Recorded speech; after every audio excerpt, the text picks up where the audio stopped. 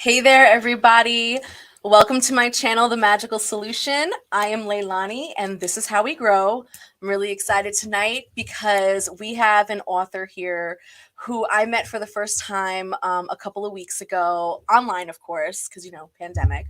And she's one of the sweetest people that I think I've ever met. And I'm really excited to bring her on and introduce you to her. Her name is Najah Lightfoot, and she is a multi-award-winning author of Good Juju, Mojos, Rites, and Practices for the Magical Soul. She is the Gold Medal Award winner for the 2020 COVR Awards in the category of Wicca, Witchcraft, and Magic, and a winner of the 2019 New York City Big Book Award. She is a fellow of the Séjour. I'm going to have to ask her how to pronounce that because French is not my forte. Truth Leadership Circle, sponsored by Auburn Seminary. Najah lives in Denver, Colorado. Her articles regularly appear in Llewellyn's Magickal Almanac, Witch's Companion, Witch's Datebook, and Spell a Day series. She's also, if that wasn't enough, she is also an initiated member of a private New Orleans Vodou Society. Najah is an in-demand speaker for conferences, classes, and events. And her magical staff is now on display at the Buckland Museum of Witchcraft, located in Cleveland, Ohio. She is also a contributor to the Library of Esoterica, Volume 3, Witchcraft, published by Taschen Books. And her second book, Powerful Juju, Goddesses, Music, and Magic for Comfort, Guidance, and Protection, will be released in September, and I'm super excited about that. In case you don't know what the cover of that book looks like, that's the one in September. Make sure you go to all those spots to buy all those books, all right? And I'll leave a few links in the comments section. So without further ado, because that is one hell of an intro, let's bring Najah in. Hey, girl. Hi, hey, girl. Hi, Lailani. How are you tonight? I am fabulous. How are you? I'm peachy. It's a good day. Sunday is always a good day, Get to meet amazing people like you, get to, read your articles, your bios, your books, just diving into people's lives, I think, is one of the funnest parts of my job. And you're a very interesting person. Wow. Well, thank you for having me. I'm so excited to be here. And I just want to say thank you to all of your listeners and subscribers. This is a real honor. I've been excited about it ever since we spoke the first time. So, yeah. Me too. Thank you for saying yes. Oh, absolutely. So I have to know right off the bat. So your two books, Good Juju and Powerful Juju, the one thing that really stuck out to me were the book covers. And I just wanted to know what the inspiration for the book covers were, because it seemed and I wanted to know also if it has anything to do with your last name, Lightfoot, because I see the sage stick and I see so I'm is there something there? Well, I have to say the cover was super important to me. As a writer, you're always real worked up over your book cover. What's it going to look like? And hi, Tony. It's Tony from the Buckland. Hi. And so, and you don't get to see the cover for months into the process. So I always had a vision of what the cover would be like. And I have to give credit to the art department at Llewellyn for just doing a fabulous job on the cover. What was super important to me about the cover of Good Juju was I wanted a cover for a magical book that people could just leave out. They could have it sitting around on their coffee table. They wouldn't have to hide it. When someone came over, I mean, we all have those books. I have those books. But I thought, it'd be really nice because I want it to be welcoming and open. And I want it to be something that people would pick up and go, oh, what is this? Good Juju. So black leather with a giant red upside down pentagram on it with exactly. Right. Exactly. exactly. Even though we You have those know, too. We have those that's too. right. That's right. You know, or a woman at the crossroads, you know, Right. doing her thing with her cauldron in the midnight. Not that I wouldn't be doing that, but but for my cover, I really Yeah, wanted it to be welcoming and speak to all kinds of people. And so I was super happy with the way the cover turned out. That was my intention. And the cover for Powerful Juju is the same. In love with the cover for Powerful Juju. And it's just, you know, I try to be real open and welcoming to people about, you know, magic, witchcraft, spirituality, practicing the way that we believe and who we are, and make it accessible for people. for sure. So And that's you why I get was that very vibe. You happy. get that vibe right off the bat in this book. Like the one part of the book that I felt was so relatable was at the very very beginning when you were in your introduction and acknowledgments and all that good stuff, because you really made it seem like, you know what, here's something, like if you're on your journey and you're not quite sure what your path is and you're trying to figure it out, here's something that gives you just like a little bit of everything. You have like your grounding, your meditation, you have like your journaling, you have a couple of spells thrown in. It's just a great way to sort of say it's okay to not know, but still engage in daily affirmative actions that you can just incorporate in your life. And I really appreciated that. I really did. Your book was very just accessible. Oh, well, thank you, Leilani. I Yeah, appreciate that so much. I mean, you know, I was that person, you know, I was that person in the bookstore by myself looking around like, okay, I really would like to see, are there real people out there that do these things? right. You know, because I always just love books, you know, and I wanted to be there for that person who's alone in the aisle, maybe looking over their shoulder, not quite sure, like, is this, you know, can I really do these things? Is it okay? Is it all right? Can I be comfortable? So I really appreciate that, you know, that had meaning to you and you felt that way when you read it. For sure, for sure. And speaking of which, so when we're reading your bio, right, you got a lot of credentials, a lot of different things happening. And I say to myself, wow, like, I wonder what that journey was like for you, because from witchcraft to voodoo to this to that, like, I mean, and everything in between. So I guess what I want to ask is, what was that journey like for you, leading all the way up to your first book here? Yeah, well, I've been on it a long time, and you know, I started out at the drum circle. You Oh know, yeah. I'm showing up at a drum circle that was here in Denver, that's now ceased and gone its way, but it was called the Mother Drum Circle. And it didn't actually say it was pagan. Didn't actually say it was witchcraft, but you know, we honored the directions. We had all these drums. Everybody had a role. If you've been in ceremony, you know what it's like. Everybody's got to have their role and do their thing. And we Yep. did it 8 times a year. And so that really was like my first, you know, ceremonial journey into magic, into magical spirituality, like I like to call it. And so I did that for 8 years. I was part of that drum circle. And then I started attending pagan events. You know, I was that person going out to meetup.com, showing up at Oh their my God, event. meetup.com. Meetup.com. Right. You threw it Oh, back. This was the right. days, like, how you were saying, standing in the book aisle trying to figure out your life, and like you only picked a book if it like threw itself out at you. You're like, oh my God, it's a sign of the gods, like it's for Right. me.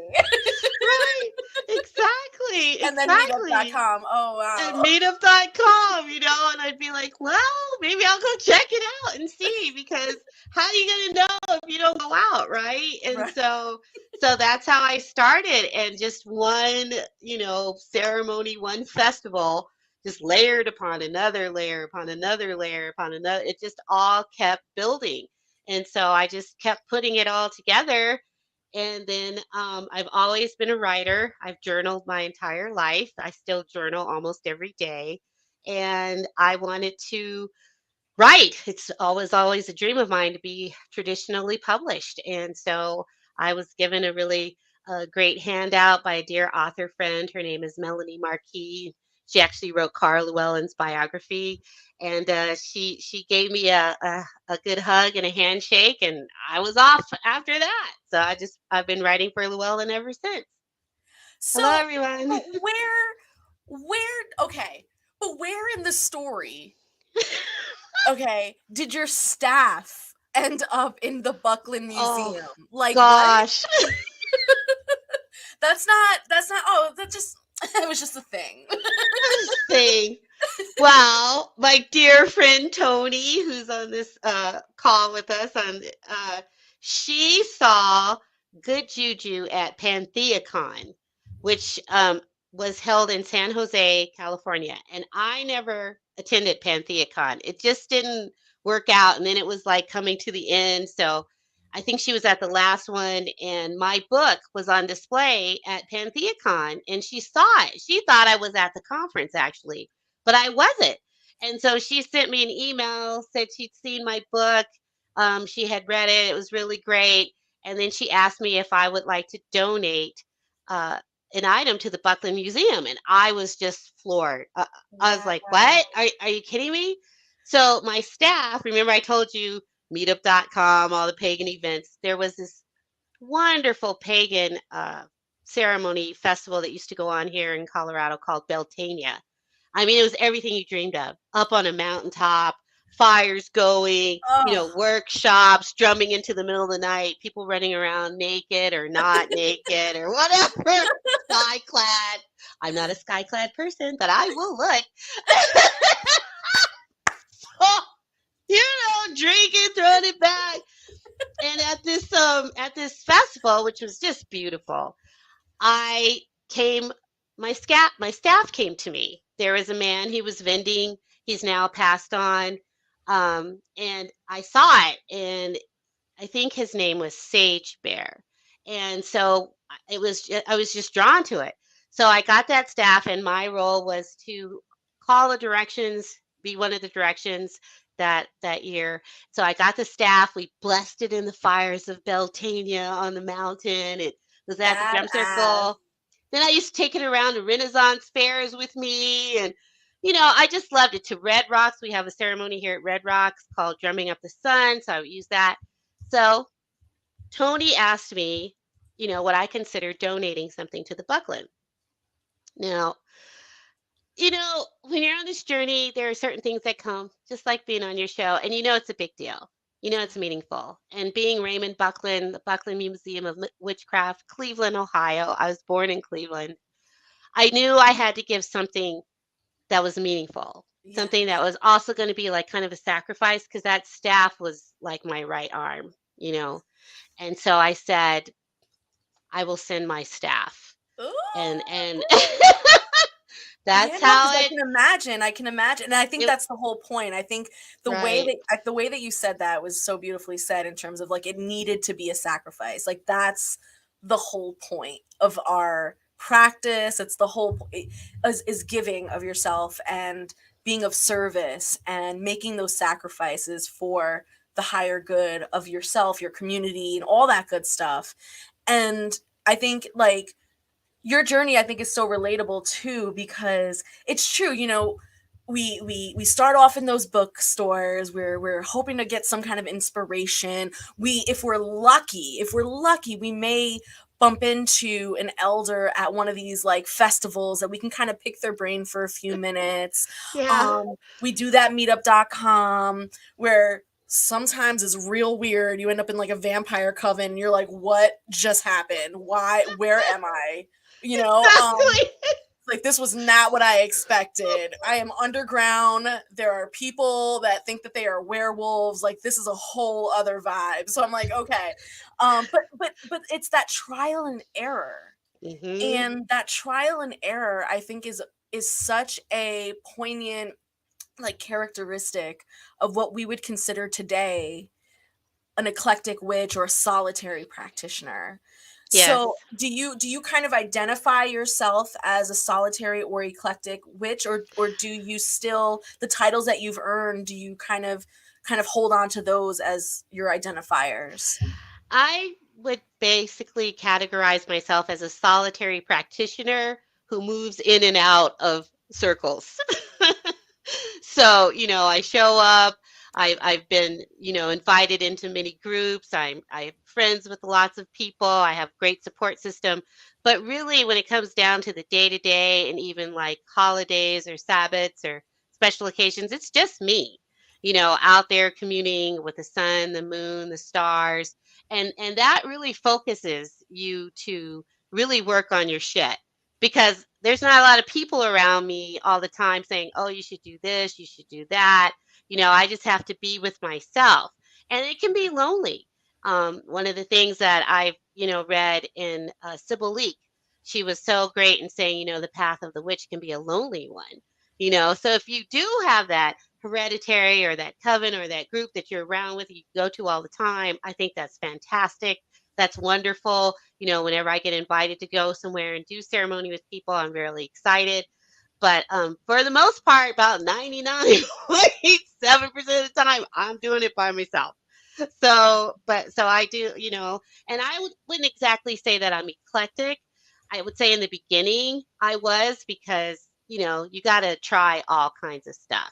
And I think that's important for people to know. How are you going to know what works for you and what you don't like or what is good if you don't try it out?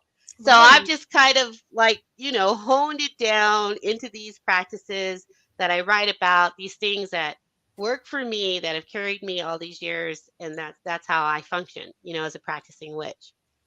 Love it. Love it. Yeah. And just like you were saying, as far as being a solitary practitioner, I relate so much to that. I feel like my whole life I've been invited into different groups, invited to ceremonies, invited to covens, invited to houses. I would show up, sure, give respect, participate, do the thing. But when it came down to the nitty gritty, like, are you gonna join? Are you in? My thing is like,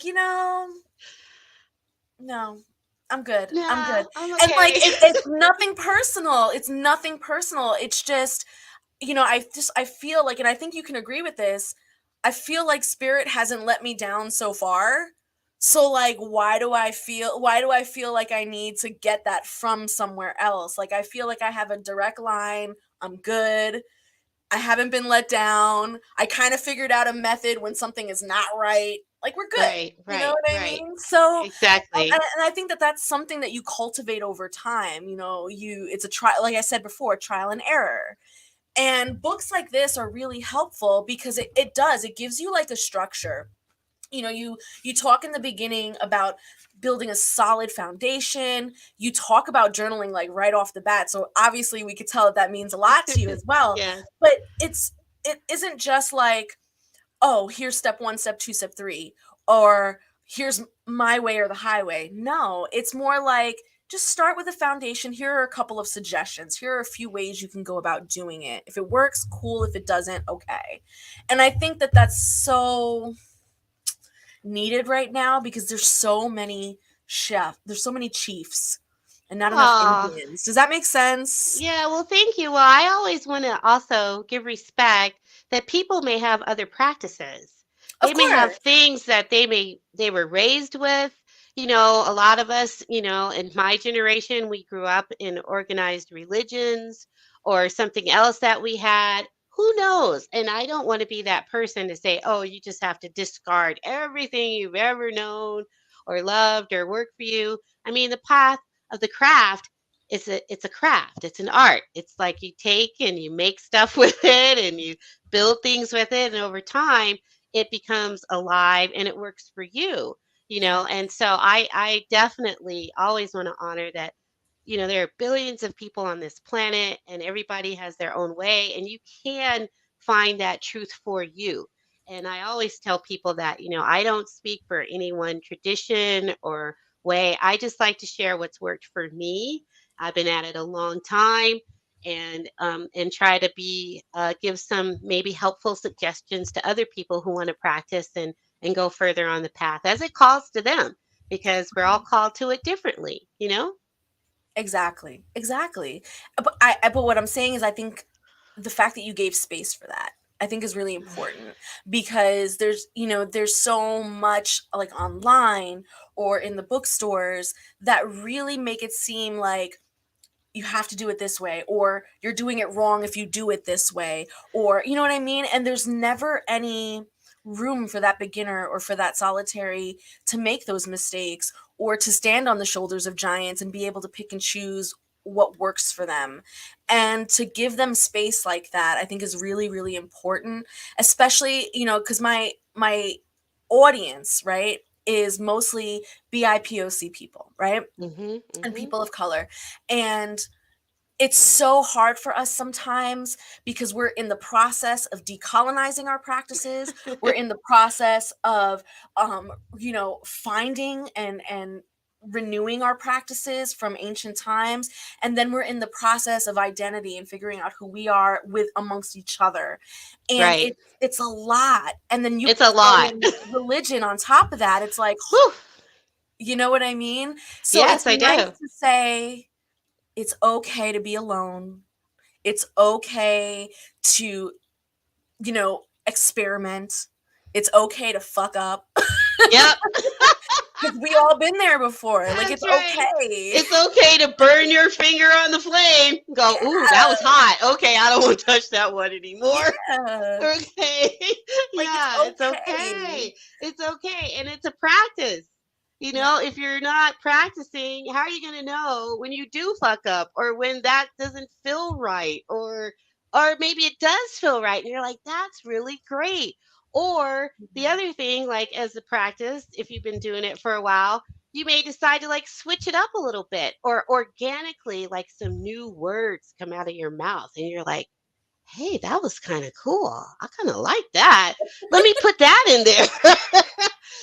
Change it up a little Yes. bit, because also if you keep doing the same thing over and over and over again the same way, I mean, once you get that foundation, you should be feeling like you want to change the words a little bit, or you want to bring in a different item or ritual, or do it at a different time of day, or test it out. And that's what the foundation gives you, that permission to go ahead and go, well, I got this basic down, so I'm gonna try this little thing.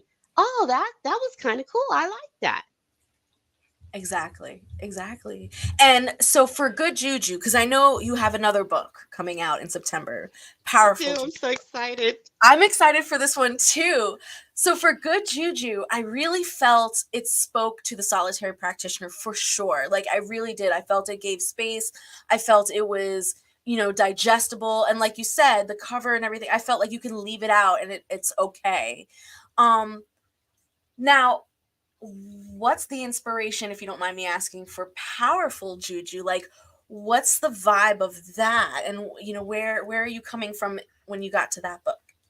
If you don't Oh, mind me asking. I'm so excited. I want to say this is so great. You're my first interview to talk about powerful juju. So I'm so thankful. Thank you, Lailani. So powerful juju is deep in the groove. So I had so many wonderful people, and I want to thank everybody. If you're one of these people who've reached out to me and said, good juju was so helpful to them and it really meant a lot to them. That just touches my heart as a writer and as a person who just wanted to share some good stuff with people. And so I kind of got this vibe that people wanted to touch more deeply with me. And I love music. I am old school. I love all kinds of music. And so I had this idea that I could marry music with magic and the power of the divine feminine. So Yes. I thought, okay, so good juju, if you have that, you've got your foundation. You know what you want to do in the morning or night, what works for you. You've got your rails. So now powerful juju is for people to use when stuff gets hard, shit gets heavy. You're either brokenhearted, maybe you've got somebody who's facing some jail time, maybe not. If you know what I'm talking about, you know what I'm talking about. Yep. Um, Maybe your heart's been broken, maybe you're lonely, maybe you're scared, maybe you just need to be strengthened, maybe you need some cleansing. So what I did was I took all of those really human conditions and I married them with music, and I created a playlist. Shut And up. there's a Sorry. playlist. That was so disrespectful. But like, that's so No, cool. there's a playlist for the book, and the playlist is actually up on YouTube. You can find it, Najah Lightfoot Powerful Juju playlist. So every chapter has a goddess and a song. So you can listen to the song and just be magical that way. You can read the chapter and listen to the song. Do that. You can do the ritual. This is all my own original content that I was inspired by these goddesses. And I will tell you, these are the goddesses in the book. And so they are Lilith, Frida Kahlo, Mama Marie Laveau, Maman Brigitte, Sekhmet, Tituba, Sulis Minerva, Nina Simone, Nancy Wilson, who was the jazz singer from Ohio, Sybil Leek, and Doreen Valiente. Oh And they my all gosh. have a song. Oh my gosh. And so this is the music that inspired me when I was channeling the information to write about these women, whether they were mythological or real. They've all passed on. And so this is what, things that help me get through that I think it will help other people get through. Oh my gosh. You just, Najah, you got me fucked up, girl. I'm like, I can't wait. I can't wait. That sounds so awesome. Okay, you guys, I'm definitely going to put some links. I mean, I was going to do it anyway, but like, it's like for real. Gonna put links in there for you guys to get this book and to pre-order Powerful Juju as well. And yeah, you can listen to the songs right now and on you the can listen to the playlist. songs right now. On the And playlist. I figured, you know what? We're about halfway through. Let me also give some good news. There will be a lucky viewer that will receive a copy of Good Juju in the mail. And all you got to do is just comment. Just keep commenting, keep giving thumbs up and hearts and showing that you're participating in the live. And I will have Najah just pick a random person and send that to you, okay? And we'll reach out to you. So I just wanted to throw that out there because I bought an extra one and I was like, you know what we gotta do? We gotta give it away. Gotta give it away. Oh, that's so great. But I love this idea. Shot. This is like so great. And what I like the most too, as you were explaining it, it was the fact that like either mythological or real, like it's okay. It's the whole gambit. Because I've been kind of doing some searching in terms of this evolution of deity and spirit and gods and stuff like that. And we're really, I mean, it's really becoming more and more solidified as time goes on that our next generation of deities is definitely going to be comic book characters and movie characters as well. Our Marvels and our DCs and our all that. It's going in that direction. It's been going in that direction, but I feel like it's becoming more solidified. I mean, I know people in our community that already have altars to like Supergirl and stuff in their house.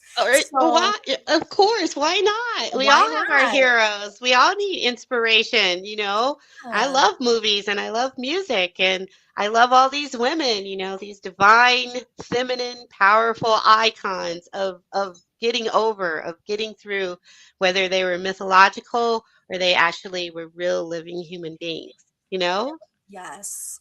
And the fact that you chose living ones, I think is so important because it's kind of like sainting them. You know what I mean? It's giving them, I mean, they've already created their own legacy. It's not like you're doing them any favors, but like you're also adding to that aspect of like, yeah, no, we're putting that stamp like, yeah, this person is a legend. They're a legend. Like, I'm sure some of them probably would be like, no, I'm not a goddess. I'm like, well, I chose to give you the label of goddess, and do it, and period, and be respectful, they've all passed on. So, they are goddesses to me. And all of the rituals that I wrote, I've done. So, I really poured my heart and soul into this. Yes.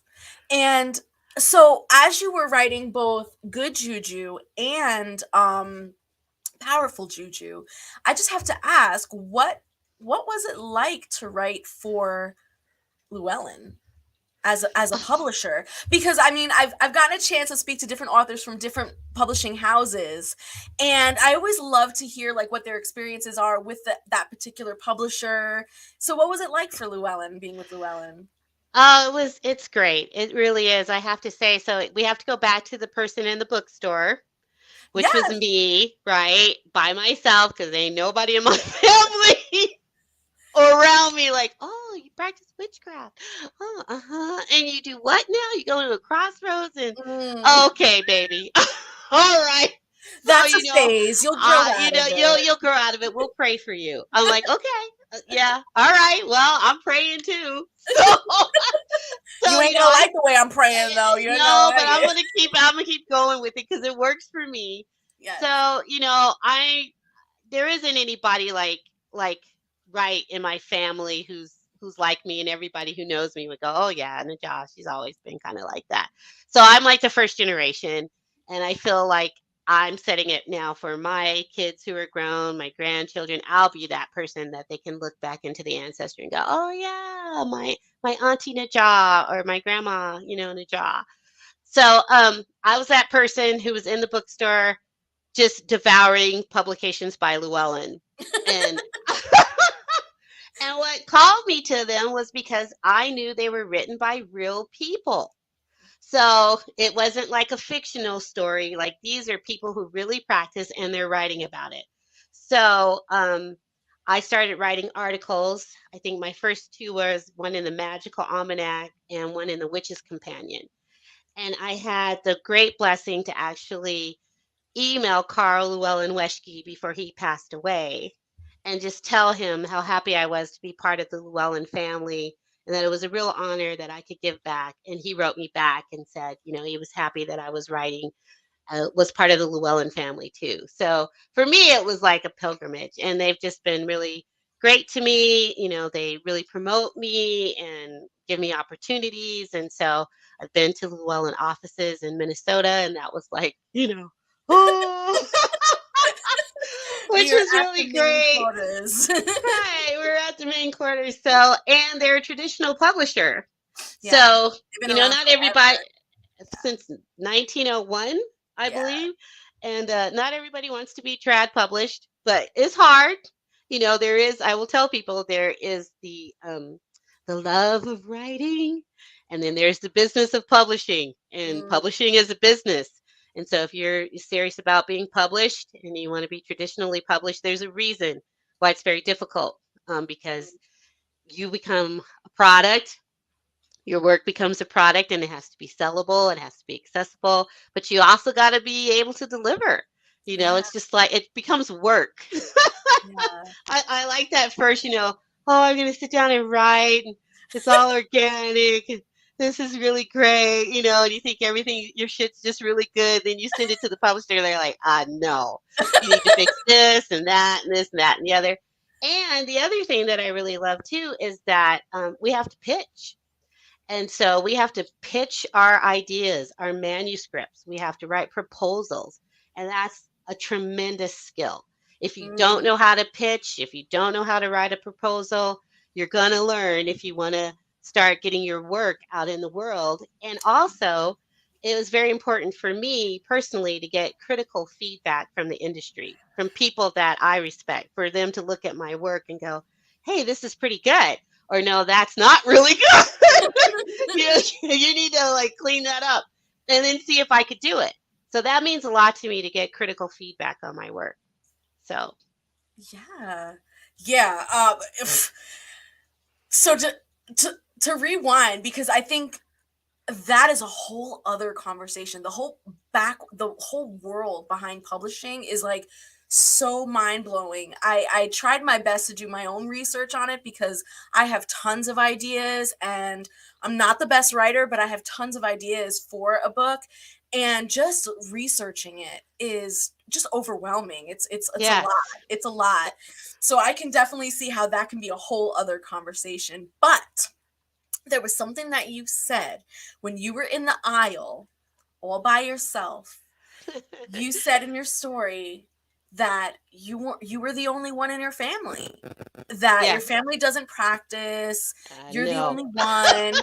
And again, yet another relatable thing, a lot of us were in that same boat where we are the first in our family to really do that thing openly and publicly, because that's another Yes. thing, especially in the diaspora, and especially like in the BIPOC community. Our Mm-hmm. family did kind of do it. They did it, but they did it like under wraps, and they Okay. never talked about it. They never, like, if you tried to call them out on it, it was a bad thing, like, how dare you, they would get all offended Right. and stuff. Right. We But don't talk like, about our business. right. Why you got to put our So business out in the street? right. So like Right. the art of being able to just say I'm the first in my family, I think is something in and of itself that needs to be appreciated and not looked down on. I think, again, you go online, you meet other people in the community, and there's so much stigma about being the first in your family who practice. Oh, you don't come from a lineage. You don't come from heredity. You weren't trained by, so and so of the dark arts, so and so. You never got a certificate from this place. And it's like, no, I'm a self-taught No. solitary practitioner, first in my line, and I am going to pave the way, bitches. Like, that's That's right. That's right. And what I have, and I think what many of us have who are the first in this day and age, is we have a calling. yeah. It's always been something inside of us. No matter what we were going to or what our family was doing, we always had this thing inside of us. That's right. And that calling is, again, like you said, lonely. It's hard. It's something that would normally take someone who's in a house with elders, or in a family lineage, something that would take them only a few weeks because they have someone over their shoulder saying would take us a few months because we had to make the mistake first, and then learn how to pick up those pieces, and then learn how to figure out where we went wrong in that equation. And then, so yeah, I think there's something to be said about that calling. And because no one said paving the way was going to be easy. You're out there with a machete. The landscape is crazy. You That's out there right. cutting shit down. That's And then the right. people behind you get to enjoy the path. They're like, oh, this is so nice. It's like I can enjoy Right. the scenery. Yeah. Exactly. There's nobody out there. I wanted that so bad. I'm like, why? Why can't it just be smooth and I could just Right. walk on it and have rivers running down, nice little meadow over here? No, why I gotta get all cut up and scraped and fall down and cry and curse and why? Why? Then I just had to stop asking why. I learned to quit asking why And just and just do. just do and just go. And there is something to be said too about coming out publicly.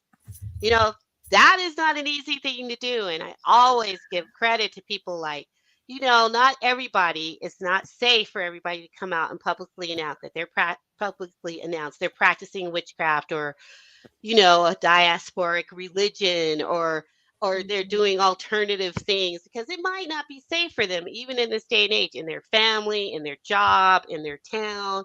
I try to meet people where they're at, and I feel very blessed, but it also took me a long time to come out publicly. Yeah. And this is my real name, Najah Lightfoot. That's me, and um, so you have to appreciate where you're at, and you're going to get some flack. You're going to get some stuff. It may happen. Like, you might get some pushback when you start coming out publicly. There might be people who may not like it, you know, but whatever.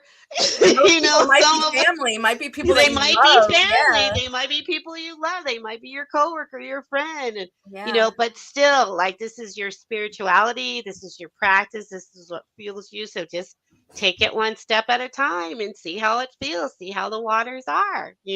Facts. And we come from a generation where, like, like now, and I'm not going to say that it's easy now. It depends on where you are in the country. It depends on how old you are, all that stuff. But I mean, I remember, early 90s, late 80s, people would lose their jobs. People would lose their children. People would get attacked in the street. Like, it was like bad. If you came out as a pagan or a witch or anything, there was a likelihood that your kids would get taken away. You get kicked out of your apartment, lose your job, and possibly get beaten up. Like it was like a whole thing. So Right. it's nice to see we've moved, and now, you know, with the pandemic, it's kind of become like a new agey trend.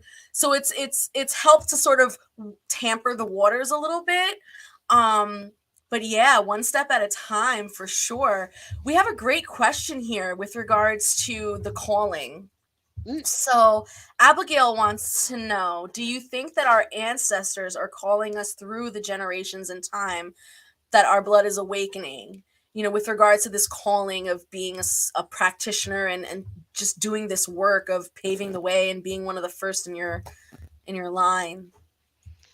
Yes, I do. If you read Good Juju, you know I have a ritual in there to honor your ancestors every day, those who have gone before us. And absolutely, I mean, I don't see how you can separate yourself from those who have come before you, you know, on either side of your DNA. And I know when I tapped into things, it felt like, um, you know, I was really reaching into something that was old and ancient and something that I knew, also something that I had been like running from for a Mm, long time. Like, no, I don't really want to go in this store. I can remember going into a Botanica that used to be here in Denver, going, okay, if I go into this store, I've said yes. it's And I official. know it's We're official. dating. I've tried. I've tried so hard not to go into the store. No, I don't want to look at those heads or those herbs or these candles. But then I walked in the store and I was like, okay, yeah, right, you know. But also, like during the pandemic, I started baking bread. I have never been a bread baker, and if you follow me on Instagram, you can see photos of my bread. I'm all excited, but it's the same thing. Like my first loaf, I was like, "Oh, this is why bread is so magical. This is why bread is part of the human DNA. Why you bake the bread, you carry the bread, you eat the bread." Magic was just Yeah. like that. You know, I was like, "Oh, this is what it's like when you do ritual, or you stand in a circle, or you light a candle, or you burn incense, and you do it intentionally, and you do it, you know, for sacred. Oh, that's what this is like." Yes. It's like baking Yeah, bread. It's it's baking like bread. baking bread. Kitchen magic, Yeah. man. It's the real Kitchen deal. magic. It took me a long time to bake bread too. I mean, I'm a great cook, thank you. But I didn't get to bake bread until the pandemic. So it's the same way with magic. You know, you may just light that candle or go for a walk in the cemetery, you Yeah. know, go sit down and hang out with the spirits. See how, oh, this is what it's like. Oh, okay. You know, and so it is, it's ancient, you know, It's a it's old calling. stuff. I like to say, you know, um, the occult is knowledge that lies in the hands of the universe. You know, you may have to find people to help you, books to help you, groups to help you, but at the end, it's all out there. You know, you may have to walk through different doors, use different keys, but this knowledge is ancient, it's old, it's in the stars. You know, it's out there. So you just have to find your walk with it. And when you're ready, try different things out. And you might go, "Oh, this is my bread. Okay." Yeah. And it's crazy. The further back you go, the more unifying it is, and the more you start to see and observe those golden rules, you know, those universal nuggets of wisdom, that no matter what culture you're from, no matter what part of the world you're from, they all hold these few things to be true. And Mhm. that, I think, is probably the most moving part about walking your own path, because Mhm. even if you don't have a coven or a family or a special book that tells it all, you have those nuggets of universal truth, and the whole world becomes your family. The whole universe becomes your coven, and it's amazing. It's amazing. Yeah, it's really great to travel. We like to travel and go someplace and see like a little altar set up. You know, it may not be your altar or your deity, but you're like, "Oh, that's an altar." Yeah, You know? exactly. Carmencita says that, you know, her family did not want her to go into the practice because of their experiences, and they Oh, were yeah. espiritista. I can totally relate to that, Carmencita. My family was the same way. You know, grew up espiritista, and Catholic. And there were some scary moments that my parents and that my grandparents experienced. And those one or two scary moments caused them to just completely turn the other way and say, nope, not doing this no more. And it was a tough sell when it was time for me to do the thing. So I feel you on that one. And Tina says, once the Botanica owner knows your name first basis, there's no turning back. Like, that's right. You become one of their best customers. Oh, she's back. She's gonna get today. Yeah, that's true. That's true. And I appreciate the other lady saying that. Like your family may be like, oh no, please don't bring that up in here. You do what? Oh, come on now. Let's not do that. Yeah, I understand you. Sometimes you got to really commit. And you'll find different experiences that will be like, oh, so are you going to commit? Are you really going to do it? Are you not? Exactly. So, Najah, I wanted to ask one last question before I start posting all of the links and all that good stuff. To solitary practitioners out there, and especially, and if you want to relate it to the BIPOC community, cool. If not, no biggie. But to solitary practitioners out there who are just beginning their journey, what's something that you want to leave them with? Like, what would be a little nugget of advice that you'd want to leave our listeners who are trying to figure out who they are and what their path should be? Well, I would want to say, never forget your connection to nature, because people will let you down. Oh, preach. Just take your ass out there, hug a tree. Yes, I did say hug a tree. Yes. Go out and stand under the moon. Get up in the morning. Thank the sun for rising. Stand in the sun. Let it warm your body. Go for a walk in the park when you feel really lonely and you feel scared and you feel like nobody's got your back. Never forget your connection to nature. Be quiet. Be silent.